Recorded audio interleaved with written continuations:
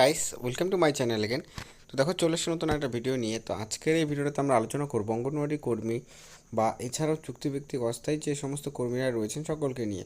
তো এই ক্ষেত্রে নতুন একটা আপডেট উঠে আসছে, যে আপডেটটা কিন্তু খুবই একটা বড়সড় সুখবর সমস্ত অঙ্গনওয়াড়ি কর্মী, চুক্তিভিত্তিক এবং অস্থায়ী কর্মীদের জন্য। যেটা হচ্ছে, দীর্ঘদিন ধরে কিন্তু তোমরা জানো যে অঙ্গনওয়াড়ি কর্মীদের বেতন বৃদ্ধি নিয়ে তারা কিন্তু দীর্ঘদিন ধরে আন্দোলন করছেন। শুধুমাত্র তাই নয়, তাছাড়াও কিন্তু তারা স্থায়ীকরণের কথা কিন্তু প্রত্যেকটি জায়গাতে তারা কিন্তু বলেছেন যে তাদের কিন্তু স্থায়ীকরণ করাতে হবে। কারণ আমরা জানি অঙ্গনওয়াড়ি এবং আশাকর্মীদের যে চাকরিটা দেওয়া হয়েছে সেটা কিন্তু চুক্তিভিত্তিক, মানে কন্ট্রাকচুয়াল বেসিসে, যার জন্য কি সেখানে কিন্তু বেতনক্রমটাও কম। তো সেক্ষেত্রে যদি পার্মানেন্ট করা হয় তাহলে কর্মীদের বেতনটা 1 লাফে বৃদ্ধি করবে।